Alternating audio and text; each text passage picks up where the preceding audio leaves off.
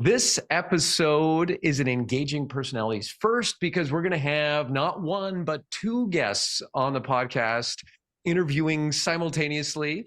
So joining us today are the co-founders of CodeCrew, a leading email marketing agency out of San Francisco. We have Andrei Marin, is CEO of CodeCrew and is a serial entrepreneur who has bootstrapped a number of companies. And Alex Melone is Chief Production Officer of CodeCrew and with a varied background that includes race car mechanic, construction management.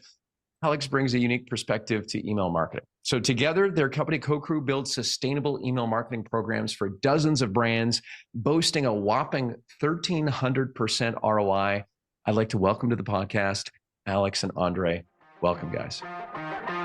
Welcome to the Engaging Personalities Podcast. I'm Anders Belanger, founder and CEO of Engagify, where we're on a mission to rehumanize business through engagement. We believe that we can all be more successful if we can command attention and deepen connection. So stick around to the end of the show and we'll reveal how you can be our next guest on a future episode. So let's get ready to engage. Thanks so much for having us, as well as making us sound so much cooler than we are. Big time. Thank you so much. Yeah. Well, you know, we teach companies on engagement skills, and sometimes building that authority, right? And pre-framing is important so that people go, what's in it for me? Why do I want to listen? So we're going to be covering, various things, but I do want to, dig into email marketing and what you do at CodeCrew. But before we do that, can we just rewind a little bit backwards and just how did CodeCrew come about? How did you guys found the company? Well, like any good love story, it started with a match of FIFA. Andrei whooping my butt. And I guess rewinding ourselves as well. The two of us actually had been working alongside each other as technical specialists at a larger email and then, eventually marketing agency. We saw a lot of opportunity to do things as we felt would be better. Lo and behold, we got to talking, working together, understanding how the two of us work, understanding that there's an opportunity in the market. Also having our third co-founder who's just a brilliant designer and realizing, hey, we have the skills, the capabilities, the drive to go ahead and make something that would be better. And lo and behold, we're here, oh man, in our 6th year of CodeCrew. And we're just, chugging along more and more, further and further every single day. It's interesting, that you're an email marketing agency to me, because email is not something new. It's been around for a while, almost to the point where, it's so commonplace, right? And so what was this, opportunity in the market that the two of you spotted? Because to me, I'm kind of thinking same old, but what did you see?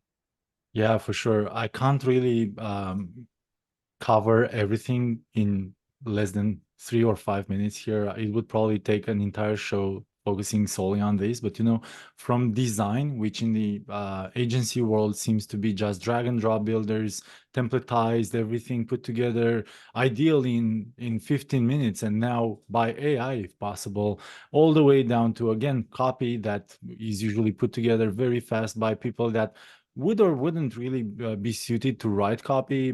Oftentimes in big agencies, believe it or not, it's the coordinators that write the copy and make the adjustments. It's the coordinators that design the actual emails in drag and drop builders. And then it's also the coordinators, unfortunately, who use those drag and drop builders to put together the quote unquote code of the email, which obviously results in basically having this hodgepodge of different images basically placed together in a string of images with hyperlinks, and that provides just a horrendous user experience when it comes down to people nowadays utilizing so many different devices and needing that user experience to be customized to them. And so our approach is much different, from having actual experts at strategy to experts at copywriting that write that copy, to then handing it over to designers that have been doing design their entire life, and then having professional coders code those emails fully responsively so that those emails can be the perfect size, the perfect everything on every single device out there. And then obviously there's the whole A/B testing, data-driven component of our strategy and everything that we do. So from our point of view, you're right. Same old, same old. But that's also if, the normal, the word normal has that kind of norm in its formation, right? So norm never means outperforming. What we've built is something that can outperform through making sure that everything is dialed into perfection. And having had the experience that Alex was talking about, we've basically both worked in email marketing our entire professional lives, give or take a couple of years. We knew the opportunities at hand to really optimize an email program, and we also knew where our agency competitors were really lacking in terms of execution. So that's kind of what we went towards. And obviously, I think any team out there, even an internal one, can build a email marketing program. Now, do you think that you can really drive intense results from an email marketing program that's built by non-professionals in a world where every single brand is now sending 4, 5, 6, 10 emails every single week? Our inboxes are busier and busier. So how do you stand out? How do you strategize around making sure that you grab more engagement? It sounds to me, I mean, it is highly specialized, right? Which is one of those differentiators. I don't know if some people feel like how I've felt, but it's kind of like, yeah, email market, like it's something you got to do. You don't expect a lot out of it. You're like, I'm going to throw stuff at the wall. I'll see what sticks. And if anything sticks, yay for me. Right. And so I don't know if that's the attitude others have as well. But obviously you're doing something different. And when you explain that to me, Andrei, it does also kind of speak to one of my other questions was like, yeah, your email marketing, but why do they call you a code crew? But you kind of did touch on that it is coded for optimizing that reader experience, I guess. Is that the case? Yeah, so it's just one facet of a perfect or pristine email is that code that's going to be optimized for every single device, rather than just saying, hey, we're going to design for it to be mobile optimized, and then it doesn't really work very well on desktop. It doesn't work very well on all devices. We felt like, hey, if we're going to be doing email, let's do it right. Let's make sure that every single experience is as good as it gets. So even if you're on the subway, you have bad signal, or you just live in a rural area and the images aren't loading, you'll still see enough of an email to get the gist of it, rather than if it's sliced together, as Andrei was saying some other agencies would do. You just get a whole bunch of those funny little broken image visualizations, and there you go, you don't know what you're doing. And as far as email itself goes, and just the approach that a lot of people, I guess the mentality that some companies have is, hey, yeah, it's standard, it's been around for so long. It has been around for a long time, but funnily enough, it hasn't died. And why is that? It's because it's driving a lot of revenue for a lot of companies. It's definitely something worth focusing on. And funnily enough, the newer, smaller companies that we sometimes get the opportunity to speak with, they don't quite see or understand that is the case. And then, we've worked with some giants out there, and they understand, hey, email is bringing in the bulk of our revenue. How are we going to, keep pushing the envelope, making it better, improving every single day? And, that's where we kind of step in. Nice. Well, and you're saying, might as well do it right. And you obviously are doing things right. Let's talk a little bit about what other companies out there are doing wrong, right? So what, we kind of covered a little bit about how it's pieced together and maybe not optimized. What other things are holding companies back from, being able to reap the rewards of email marketing? This is a really loaded question, and I will start at saying that first off, they don't really spend enough time in the ESP, right? So I would say that unless you have somebody whose sole role in your company is to make sure that they drive email marketing forward, and I mean email marketing. I didn't say social. I didn't say PPC. I didn't say all of these other things. No, email marketing. That means that person spends their entire day in your ESP of choice or CRM and make sure everything's clicking, everything's working. You would be surprised how many times we've found workflows for really big companies out there that were misfiring for sometimes months upon months. and the accrued value that they had missed out on in the meantime was something crazy, like a couple $100,000. So that's a real problem that a lot of companies that we work with have. Now, kind of to speak to some of the newer ones or the smaller companies out there, a lot of times they don't really realize the value of segmentation, or if they do, they approach email marketing from the mentality of, have we sent any email out this week? And that's kind of the mind frame, right? But when you're asking that, you're almost behaving like every single one of your customers is in exactly the same point throughout their life cycle, engaging with your brand.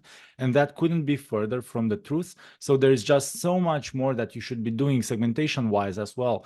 Actually, funnily enough, I'm not going to name names or very accurate products here, but we used to be working with this company. I think we were with them for over 3.5 years. They have a product in the outdoor space that used to also cost quite a pretty penny. And let's just say we were selling, I don't know, really expensive winter jackets. That wasn't the case, but let's just say that, right? How many really expensive winter jackets that does somebody need in a 3 to 5 month span? Probably not 15, right? And what we immediately spotted as we were stepping into that account was that they were sending an email to every single one of their subscribers, whether or not they've purchased throughout the last X amount of days, months, whatever, with promotions and all of that. A lot of times actually upsetting customers that have paid retail full price Ooh, with a discount 5 days later and getting in a lot of hot sauce. So with that whole thing, obviously, when you strategize and build out a calendar, you need to think about what are your key segments that you want to target and how do you actually plan on meeting everybody's needs while not blowing up your internal team's capacity if you're not working with an agency, and how do you actually guide everybody along their journey throughout, again, interacting with your brand and actually becoming a customer, becoming a VIP, hopefully, if you nurture them well enough. There's a lot of different things that need to be thought out, and everything is custom to that one specific brand. This is something that we always stress.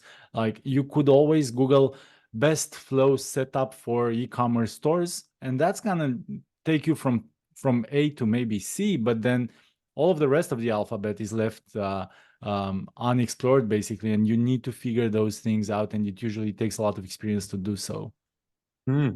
Yeah, and I mean, the way when you start just talking about this, I start almost getting overwhelmed thinking about it for my business, right? And like you said, it is a full-time job for someone to oversee that, and the automations and all of that, and the segmentation that you were talking about. It sounds to me that like you really have to get in there in terms of the data from the CRM or what have you to have that kind of to be able to curate the relevance, for these emails. It seems to be. Do you, when I think CRMs, now I start thinking, do people integrate with something that you have at CodeCrew? Do you work within their system? How do you work with companies to kind of bring about these results without, but still without blowing up their business to get to it? So one of the things that we actually pride ourselves on is being as flexible as a yoga teacher. We will work in any platform that a client will give us. If it's something that, it's a brand new platform built just this year, there are a lot of new ones coming out every day, we'll work with it. If it's one that's been around for as long as a decade or more, we know it. We're proud to say that we're certified in the bulk of the larger platforms out there. And I mean, even if it's a new platform that we don't know, it's not going to be very different whatsoever to all the other platforms out there as far as how we can contribute and how we can help. So yeah, for every lead, every client that we work with, we always tell them, hey, tell us what you got. If it's something that we know, you're in luck. If it's something that we don't know, you're still in luck. Wow. That is pretty flexible, because I can imagine that is a lot of headaches for your team when you're working with something that's brand new or working with something that's maybe not the best, right? Like, but that's it to rip and replace and work with a new agency would be too much of an ask, I imagine. Well, that's not necessarily. So we do sometimes step in and recommend a change Okay. if we do step into an account and they're just using the most archaic of software that we've ever been into. And that is sometimes the case, but it's very infrequently the case. And I must say that probably 80% of the platforms that we work in are more than capable to withstand our abuse while we try to grow that email marketing program. And for the rest of your kind of quick little snippet on how difficult it can be internally, that's also again something that plays into our experience, and having had the ability to understand how fantastic can a couple of different departments within an agency be for the overall kind of mental health of everybody else.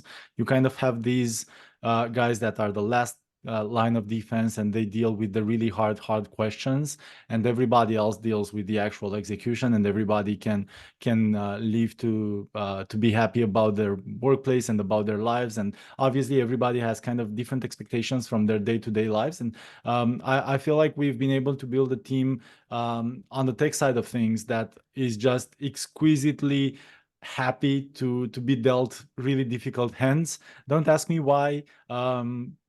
I didn't really ask them about their experience with their parents and any childhood drama, but they love being thrown a curveball and just figuring out all of that and coming up with solutions for us and our clients. Very good. I want to talk a little bit about the types of email marketing that you might do, because you've got, like, I can think off the top of my head, I think of like nurture, campaigns or nurture emails to kind of warm or soften the ground for leads that may have opted in, or you got like the newsletters, that sort of thing. Then I think about kind of market attack campaigns where you're maybe going after something that is, a group of people that is based around a date or something that happened, or maybe they just bought or something like that. What is the majority of your work, and what are you kind of seeing, and what am I missing in terms of the different types of email marketing that you do? So, to touch on something that Andrei had said earlier, segmentation is key. Every single person is at a different journey or different step of the journey, different step of the life cycle at any given point in time. So, that alongside actually another call out of his is that, no two businesses are the same. We have some clients who have a lot of, one-off events. In fact, that could even be their entire business model, just singular events. And, we'll do what it takes. We know those events well. We know that client well. At the onset of any relationship that we have, we do a deep dive into what exactly makes them tick, where there's room for improvement, what they're doing well already, and just, how we can further that. So, as far as that kind of marketing goes, yeah, it's a known quantity. It's something that we can do.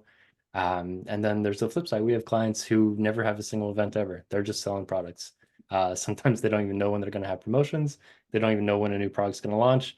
We always make sure that we're ahead of that.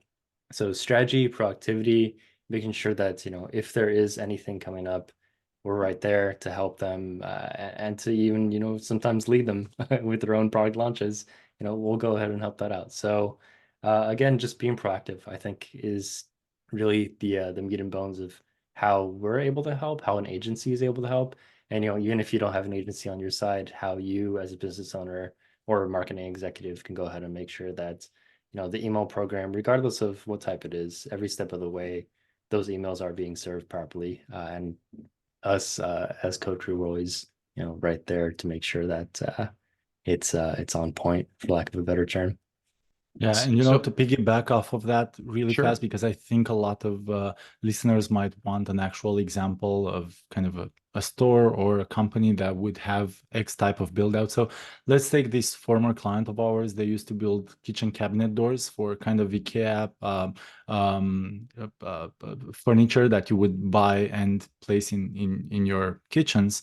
And so with all of that, immediately we started by identifying what are the different types of buyers that they might be having, right? So they might have the professionals that are either designers or flippers, or call them what you may, and probably different subgroups within that one category. And then the homeowner that may either want to revamp his kitchen cabinets, or might be in a brand new home and might want to renovate before they move in.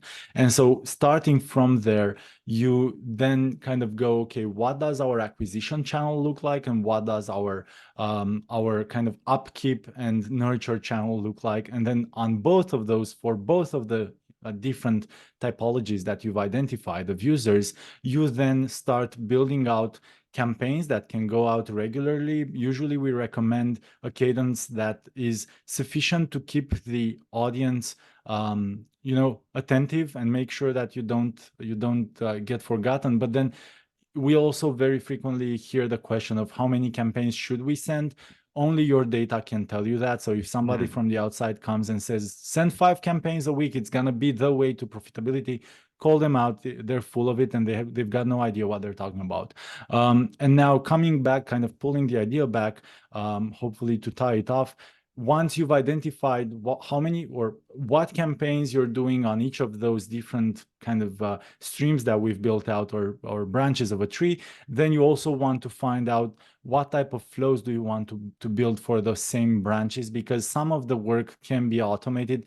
And I think this ties together beautifully with a question that you had asked a bit earlier, which is, what do people get wrong, right? And we very frequently step into accounts where they're basically sending, let's just say, 50, 70 individual unique campaigns every single month. And as we start digging through that, we identify that probably 45 of them can be batched into flows that can basically take that entire workload off of somebody's shoulders, and only the 5 would be left as individual campaigns to send on a monthly. So a lot of times it boils down to proper strategy and properly looking at things from a bird's eye view and understanding, okay, these items are things that we really need to kind of have automized and make sure that they're flowing without our interaction and our constant build. And then these other things are the things that we're actually going to be focusing on, that will drive more acquisition maybe, or they will drive different sides of the business. And again, tying it back to what Alex was saying, that every single business just has complete different needs, and that's why we're not ever of the idea of templatizing any build outs. Right. No hard and fast rules in that case, because I do like that thing that you said, Andrei, about, how much is too, like your data, your audience will tell you when they start unsubscribing because it's like crazy, because you're like, whoa, I'm overwhelmed. Yeah, that's too much, right? So, some of our listeners, because we work a lot in trade show marketing, and people are following up on leads. People are trying to, again, nurture. I don't want to, this might be a loaded question. I don't want to bring this down to like, you got any hacks for our listeners? But I do want to ask that, because I understand there's so much more involved, in terms of the specialization and making the relevance so on point. But what is kind of working these days to get people to open to read that kind of thing? I'm curious. I just have to ask. I'm sorry. I'll throw this to Alex in a second, but I want to start off by saying that we very frequently work with companies who go to trade shows and then come back with lists of sometimes 5, 10K subscribers, and they go like, oh my God, I've got gold here, let's monetize it, let's get $100 per person AOV, and we are set for this quarter's revenue targets. And it doesn't really work like that. You need to understand first off that these guys that you've just come home with, they're cold leads. Even if you've spoken to them for 30 minutes, they still qualify as cold leads, and the likelihood of them recognizing who you are as a brand when they receive that first email from you is pretty slim. So they're going to receive that first email, they're going to see a logo that they don't necessarily recognize, they're going to see a name, especially if you have like a lot of brands nowadays are using first name of the founder or of the I don't know, CEO or whatever the case may be as the from name of the email. And you see an email in your inbox from Andrei, Marin, the logo is CodeCrew, and sure, you've spoken to probably 10-15 guys at a trade show a couple of weeks ago during a weekend, but then probably had a couple of beers that evening as well, and everything is kind of fuzzy in your memory. So you need to understand those guys are cold. Warm them up. Mhm. Don't expect them to pick up the phone immediately and go like, Andre, it was amazing talking to you. Let's reconnect sometimes. It's probably not going to happen. So make sure that you are pretending that those guys are brand new and you need to sell them on your value prop again. That would be my kind of hot take, quote unquote. But I know that Alex is going to have at least a couple of other better ones, or a very big boss coming his way, either or. Man, what a good hack. No, no, honestly, to Andre's point, we have some clients who do go to these trade shows. They do end up getting lists, and they expect, hey, we're just gonna send them one email, we're gonna get a sale. No, that's not how it works.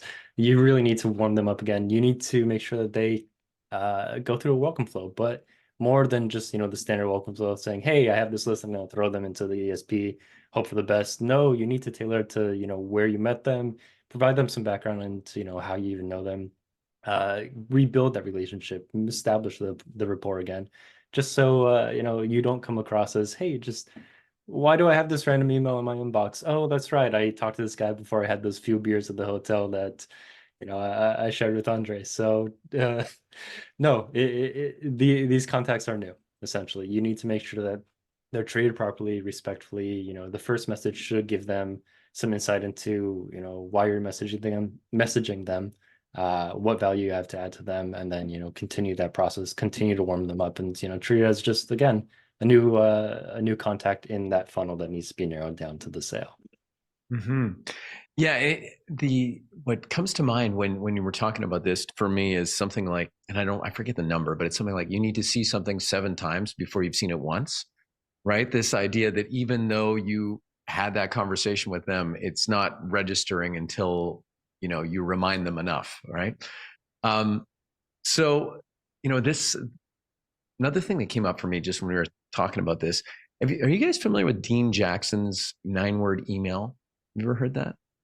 No, he's Dean Jackson. He invented squeeze pages back when that became a thing, right, for opt-ins. And his 9-word email was, and it varies from whatever it is, but you take a bunch of cold leads, and all you do is you write, are you still interested in whatever your value proposition is? Ideally, only 9 words, and then you put your name, but you don't do anything else. It's just words, right? And it's always so counterintuitive to me because it's so unfancy, and sometimes that's how it is with direct response marketing. I think unfancy works. What's your experience in terms of responsiveness to certain emails? Is it form and function, or does it a combination of the both? Yeah, so I So need to preface Go ahead, this with saying that we actually are email marketing experts on the kind of organically generated email contacts that come to your brand, subscribe. We get them to subscribe, and then they know who you are. So you don't necessarily need to whip out a 9-word reply to them. Au contraire, I would say we would probably want to make sure that we are sending them a lot more info, and to Alex's earlier point, nurture them properly. But then I know what Alex is gonna say, and it's gonna be about A/B testing, and I'm gonna let him say that because A/B testing, it's what it is. Dre, you know me too well, except the fact that I had to crack a joke first. We have a minimum of 10 words per email. I don't think we can do 9. Bad jokes aside, testing is where it's at. So actually, one of our first clients many, many, many years ago, this will be a fun example. We were having a debate with them for over the course of a few months as far as what's going to work best, longer content, shorter content. They were dead set on longer content being best. It was a very engaged brand. Their customers had loved them to pieces. It's one of the biggest in a very niched area. We were convinced no, short is going to be better, to Dean Jackson's point. It's going to be more info right away, exactly what they're looking for, not as much storytelling. And we had to test it. At the end of the day, we just figured out there's no better way to prove if we're right, if we're wrong, if we can learn something, or if they can learn something, and then get an actual takeaway from there. In the end, they were right. Longer content did work out better for that specific program. We added our words. It proved to us all the more that A/B testing is just that valuable. That being said, to Andre's point, we're more on the organic side, the warmer leads, the more of the marketing aspect than the cold sales. But that isn't to say that we don't get a bunch of cold sales emails in our inbox by the day. And I'd personally say that no, shorter doesn't always work best, neither does longer. It really comes down to, the mood you're in that day. And that's another area where A/B testing can help, based on the subject or on the length versus the day of the week. Sometimes, if I'm going to get a long email on Friday, I'm probably not going to read it. If I get a short one, I will. If it's on a Monday, maybe the inverse is true. So again, it all just boils down to testing, the mentality of the consumer. Everyone's in a different spot at the time that they open as well. So really, there's no quick and simple answer. It's just iterating tests over and over until you get some sort of trend data that you can leverage.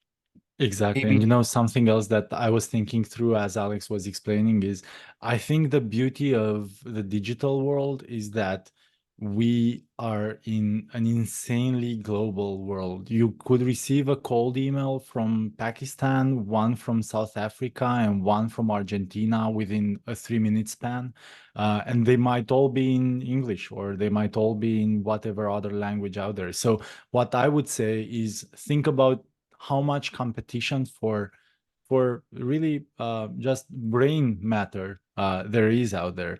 Every single minute, there's probably millions of cold emails being sent out, and quite a few millions of branded emails to marketing emails to subscribers being sent out as well. So, if you do get that open, which, I think from a data point of view, we sometimes look into those opens.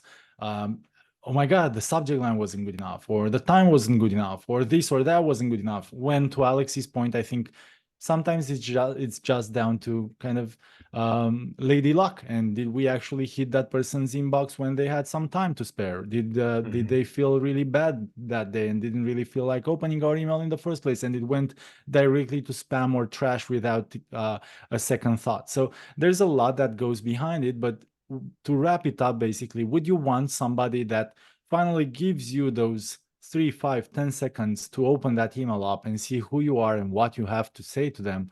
Do you want those guys to read, "Are you still interested in email marketing?" Because I wouldn't ever send an email like that. I think that would be such a low effort and poorly representative of our skill sets.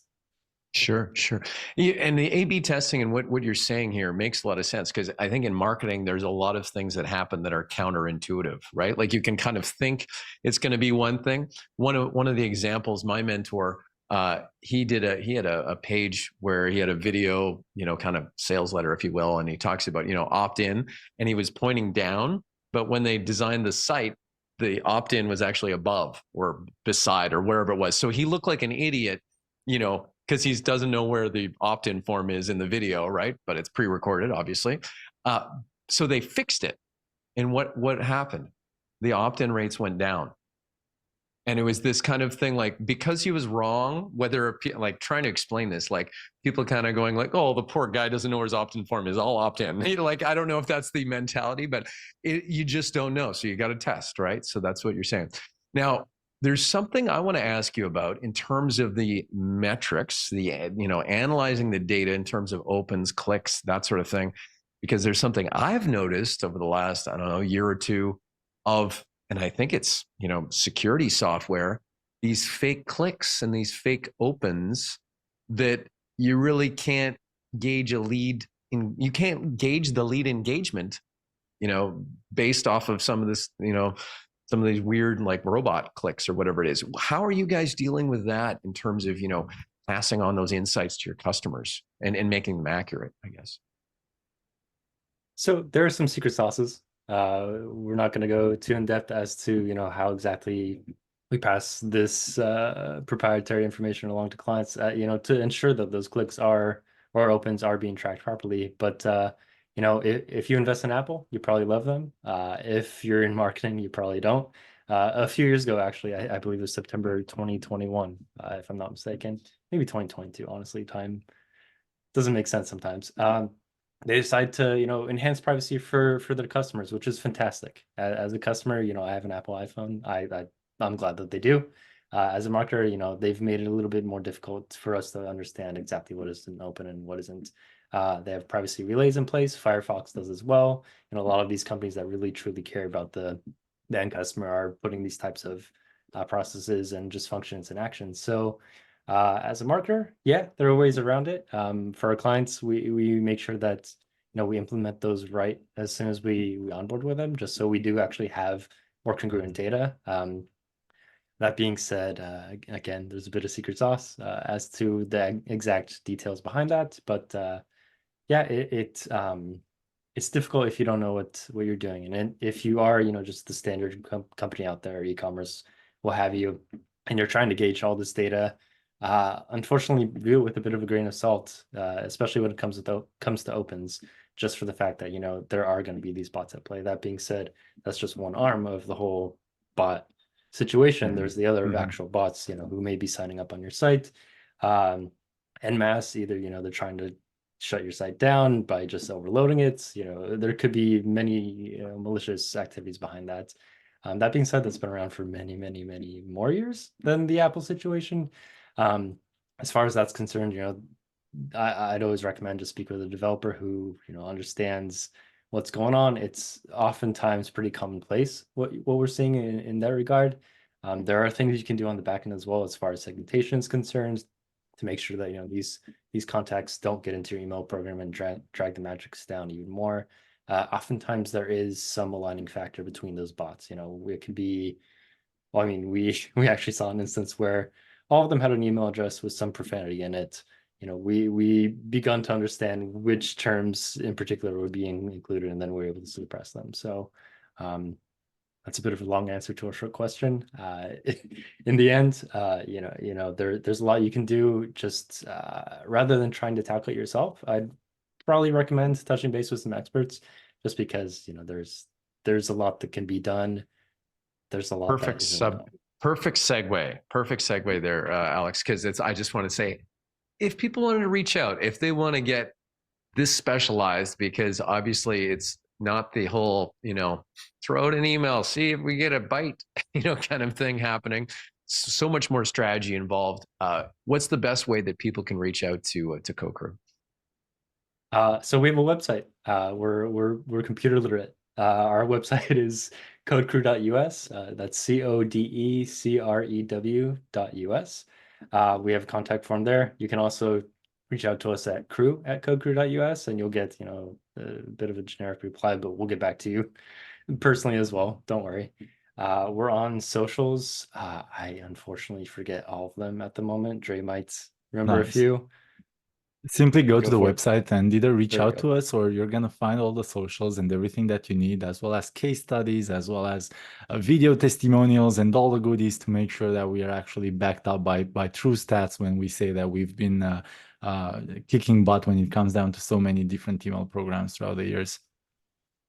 Awesome. So great that you guys could both of you join us on the podcast. And by the way, you guys did a great job of taking turns answering questions, because I was worried about that. I didn't want to favor one over the other. So I thank you, both of you, for coming on and talking about email marketing. Appreciate it. Yeah, thanks for having us. Thanks, guys. And to all of our listeners, thank you so much for tuning in once again. And until next time, you know what to do. Stay engaged. Thank you so much for listening to Engaging Personalities. If you believe this world needs more engagement, and you're an industry leader, or you have an interesting take on rehumanizing business, go to go.engagify.ai/podcast-guest to apply and come on the show. If you got something out of this interview, do you mind sharing it on your social media? Just grab a quick screenshot with your phone and text it to a friend, or post it on the socials. If you know someone that would be a great guest, tag them on social media to let them know about the show. Include the hashtag Engaging Personalities. I love seeing your posts and guest suggestions. We are regularly putting out new episodes and content. To make sure you don't miss any episode, go ahead and subscribe. Your thumbs up, ratings, and reviews go a long way to help promote the show and mean a lot to me and my team. Want to know more? Go to our website, engagify.ai, or follow me on LinkedIn. Thanks for listening, and stay engaged.